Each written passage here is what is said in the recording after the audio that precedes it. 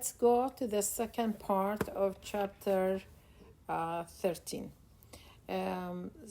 We have here I will say, just a simple derivation. This is in Newton's second law, ma equals minus kx, all right? Now, based on our equation for the acceleration, this is what we are using, and this is what we are using for the x. Now you can see that easily. I can, cancel the cosine. I can cancel the a. I can cancel also the negative. And then finally, I will have only omega squared equals k over m. Remember, then, like I said that before, we can always say k equals negative kx, okay? Sorry, I want to have it in the terms of omega squared, okay? Then my omega here, the characteristic omega for the mass spring system is K and M. Okay, it has to do with both. Now, when I will ask you, or like there is a question asking about how the period is going to be affected if we do like changes to K or changes to M, you're going to find that there is, of course, like if there are changes to these two quantities, then omega is going to change and the period is going to change, the frequency is going to change. If we did not change anything with K or M, T will not change, and of course all the other stuff will not change. Okay, here we are showing the effect of changing mass and changing K. This is when I have M and K. Now, if I will here increase force constant by a factor of 4, this is going to affect the period and it's going to make it less. Okay, this is very important. It's going to make it less. Why is going to make it less? Because it is in the denominator. Okay, then here I will say the period here, this is 1, 2, this is the period is going to be this one, and the time, okay? And if you look here, the period is less. Okay, here if we increase the force constant and the mass by a factor of 4, we have changed both. Here if we increase the mass m by a factor of 4, here we are changing the mass. The mass, it's in the numerator, and this is gonna cause an increase. And here increase amplitude a by a factor of 2. It will not affect the period. A glider with a spring attached to each and oscillates with a certain period. If the mass of the glider is doubled, what will happen to the period? Here the period will increase. We will not say it will double because it's under the square root. Then it's just like it's gonna change according to the equation. Now, a mass is suspended from the ceiling of an elevator by a spring. When the elevator is at rest, the period is t. What happens to the period when the elevator is moving upward at a constant speed? Here we still have no change in the period, and the reason is the equilibrium elongation of the spring is the same, and the period of the simple harmonic motion is going to be the same. What happens to the period when the elevator is accelerating upward? Also here we will see, we will find that the elevator accelerate and the hanging mass feels heavier and the spring will stretch a little bit more, but the equilibrium elongation of the spring will increase. However, the period will not be changing because the period does not depend on the elongation. It depends on the spring constant and the mass, and nothing has been changed, have been changed. A mass oscillates on a vertical spring with period t if the whole setup is taken to the moon. How does the period change? And of course, here the period will not change because g acceleration due gravity has nothing to do with this setup. Here, a question about when a 0.5 kilogram mass is attached to a vertical spring, the spring stretches by 15 centimeters. Usually this step here, the first information is given usually to you to calculate K. How much mass must be attached to the spring to result in a 0.75 second period? Okay, then the first thing I did, I have calculated K, and it is 33 Newton per meter. I can also here calculate the first period, which is the 0.773 seconds. I can divide T1 by T2 and get the thing canceled. Okay, the only unknown here is going to be the mass under the square root. I need to square so that I will get get rid of the square root. And then the mass was really calculated to be 0.47 kilograms. Now, here we have, in this type of motion, we have two objects, the spring and the mass. The spring can actually have just US, which is the elastic potential energy. Okay, I don't have here in this situation, when I talk about conservation of energy in this setting, I don't have any non-conservative forces. All my forces are really conservative, and this is the reason why I can say like my mechanical energy is going to stay the same. Now the mass has kinetic energy, and the kinetic energy, it is 1/2 mv squared.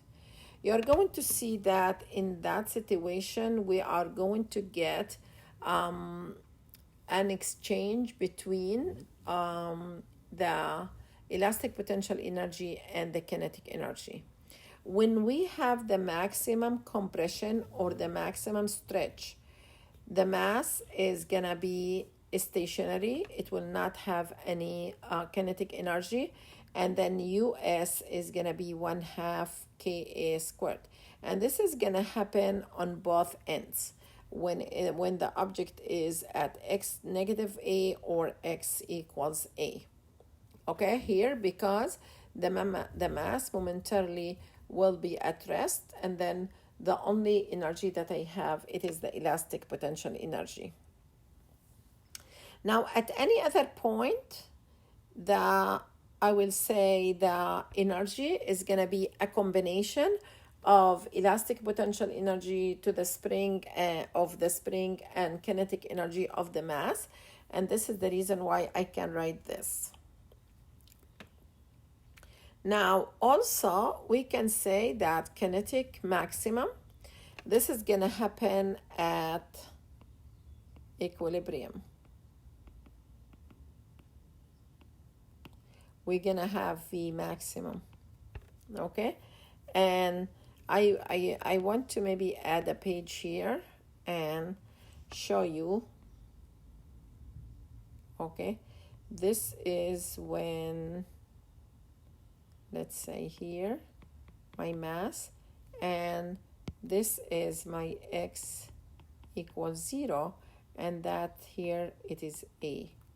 Now, as I said, the mass here will be momentarily at rest, then E is going to be 1/2 kA squared. Now, after that, the mass will reach this point here, okay? My E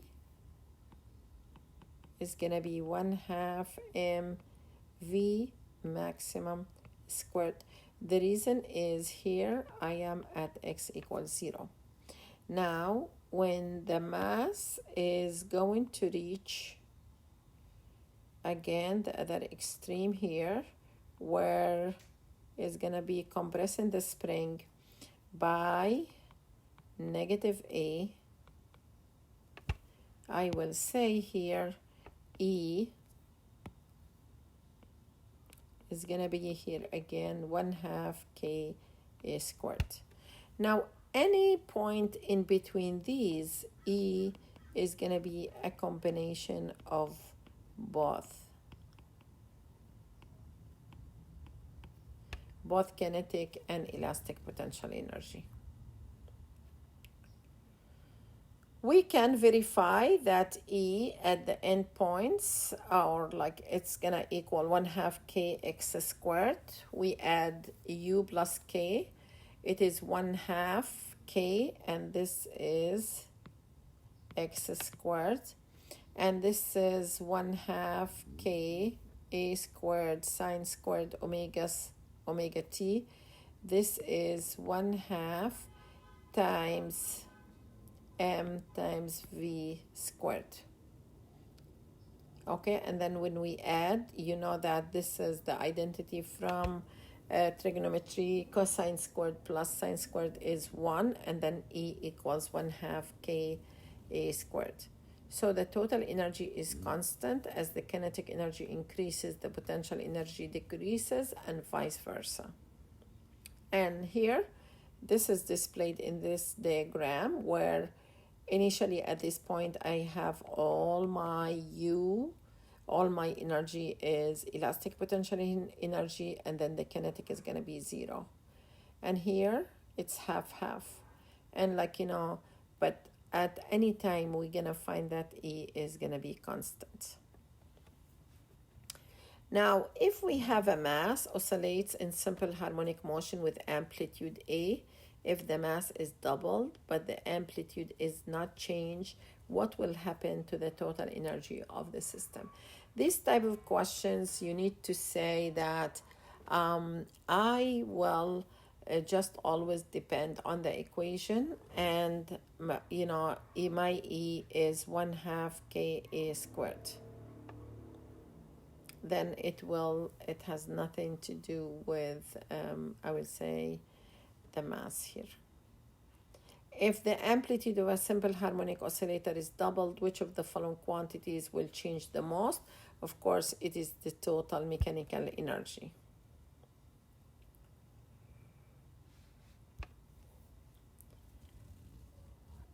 Here, a 1.8 kilogram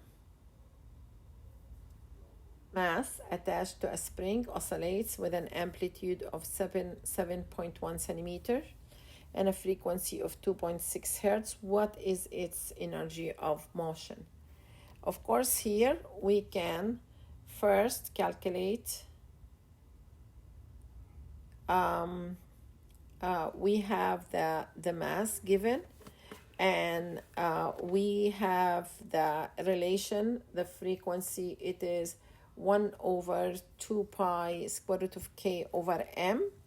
I will use this relation to calculate k, and then E, it is 1/2 kA squared, which is 1/2 480 times 7.1 10 to minus 2 squared. The pendulum is the second system that we are talking about in this chapter, and it is just a mass that is attached to a string, and we will assume that the string or the cord is massless. We assume that the cord does not stretch and that its mass is negligible. Now this is the focal pendulum. It's a very famous one, which is used to measure the rotation, to demonstrate the rotation of the Earth. Now we need also here to find what is my omega, and if we look at the forces that are acting on the simple pendulum here, we will find that there is a tension and the weight. And if I will analyze the weight into two components, the one that is going to be the driving force or the restoring force is going to be minus g minus mg sine theta. Now the simple pendulum, from its name, it is theta when theta is very small, and sine theta equals theta. And here we are showing you, this is in a table, that sine theta at small angles, you will find that theta equals sine theta. And from that, I can reach that my equation is going to be the driving force, or like the restoring force, it is minus mg sine theta. Then since theta usually it is less than 15 degrees, minus mg times theta, and I can replace theta by s over L, and from that I can find that my k, in this case it is mg over L.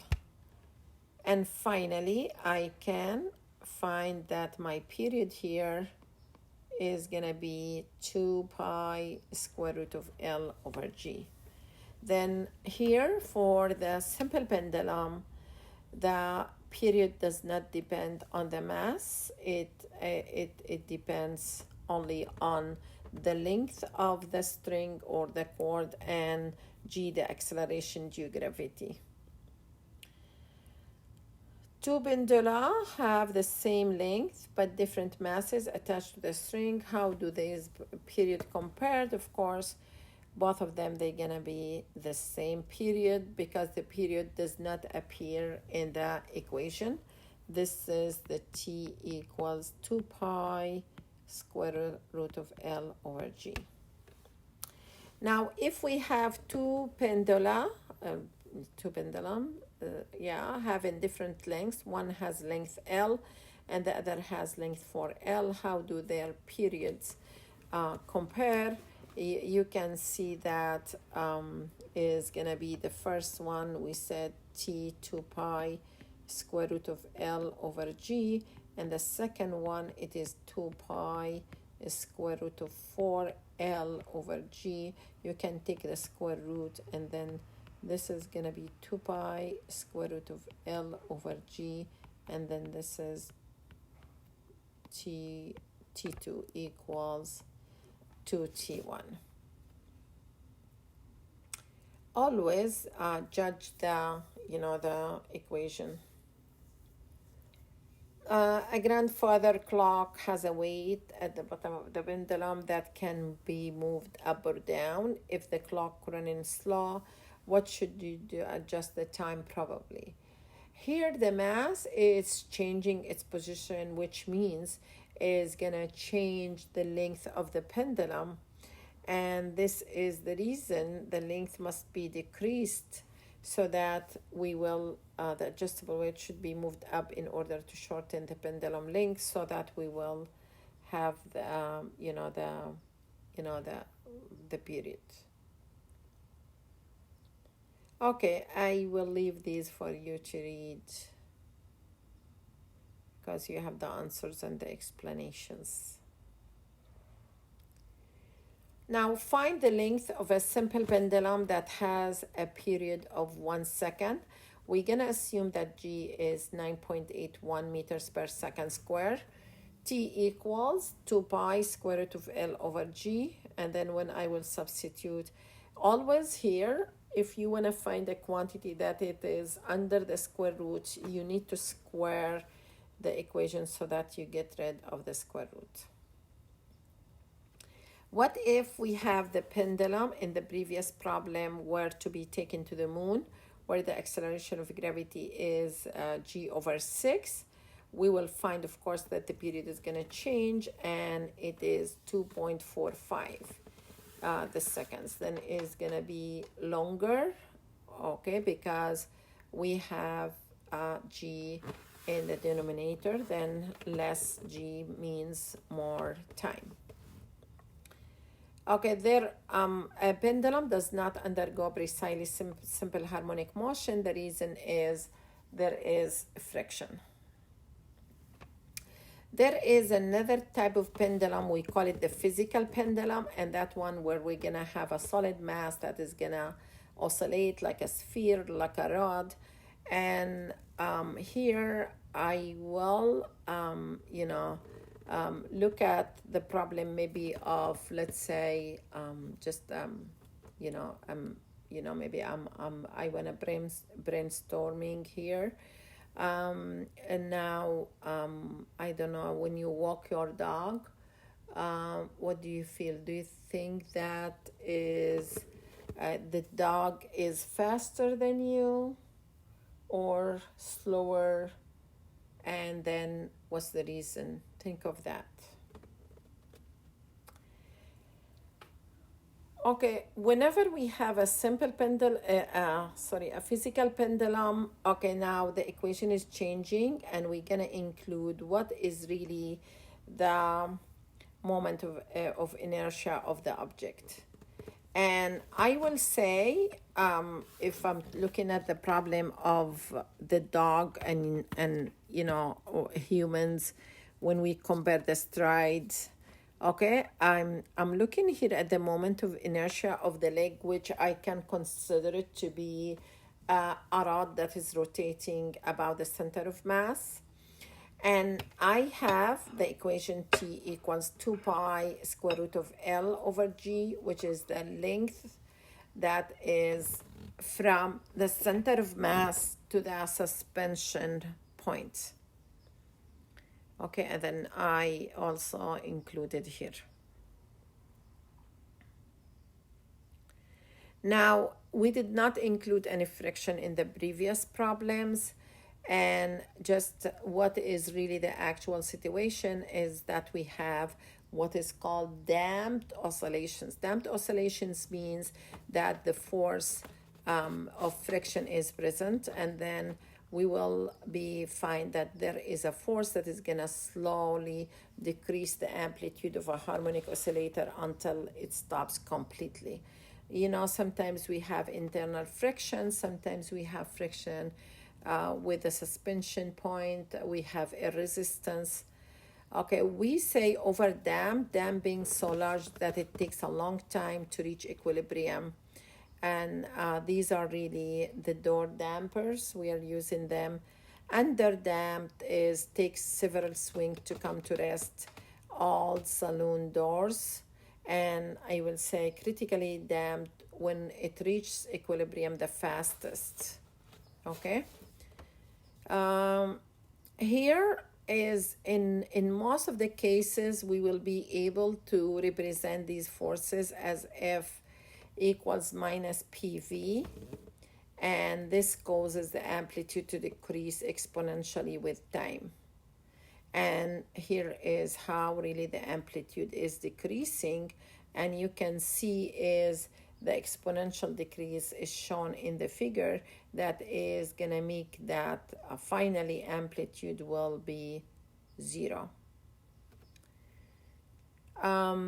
The previous image was showing a system that is underdamped, which means it goes through multiple oscillations before coming to rest.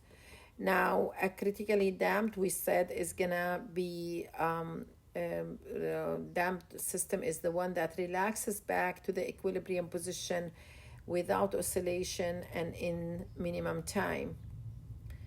Okay, and this is just to show you also the overdamped system will also not oscillate, but it damped so heavily that it takes longer to reach equilibrium.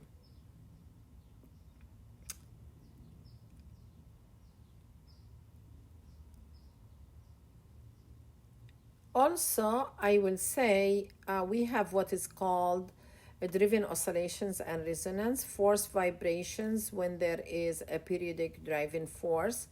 There is like an experiment we can do. I did it like so many times with my students. Like I bring pendulums of different lengths like this, like two of them they're gonna match, but some of them are short, some of them are longer, and then I will start making this oscillate, and then you will see after a while that this one start the oscillation again. This is called resonance, where a driving frequency is close to the natural frequency. The amplitude can be quite large because it will absorb energy. Now, there is a very famous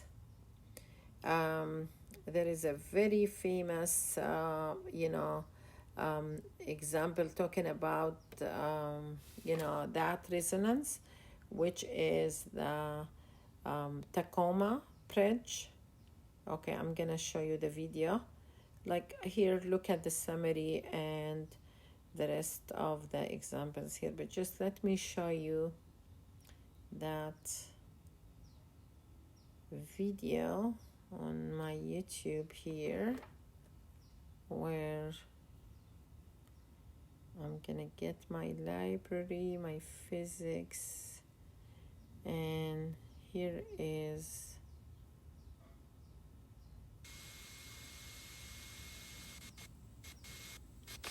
As you can see, this bridge was exceptionally long and narrow, over half a mile long, only 39 feet wide. It lasted just 4 months.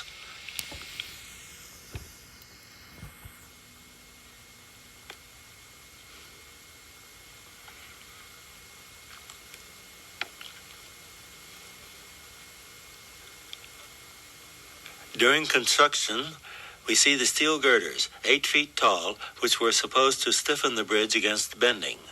However, some up and down vibration was observed during the entire useful life of the bridge. Here's opening day.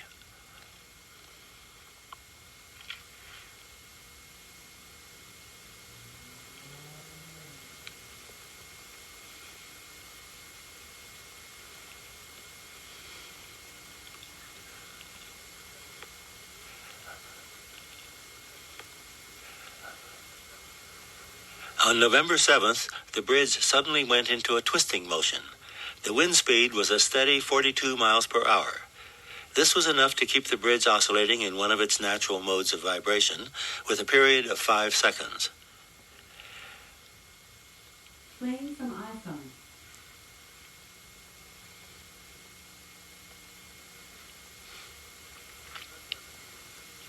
A professor of engineering went out to see what had happened. He's coming back, walking with some difficulty along the nodal line, which is the center stripe of the roadway.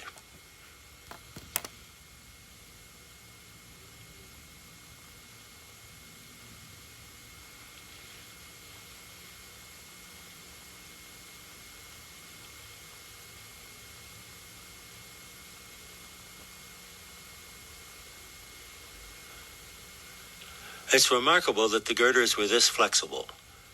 This is photographed at normal speed. However, a collapse was inevitable after a little more than an hour of this.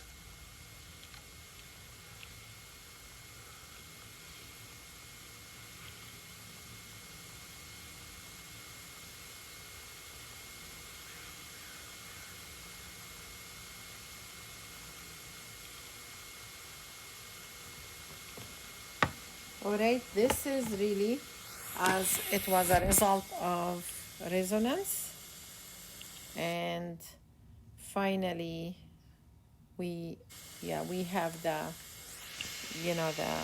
bridge was collapsing. The car had been abandoned earlier. No one was injured in the whole affair. However, a small dog in the car was frightened and was afraid to come out, and he perished along with the bridge.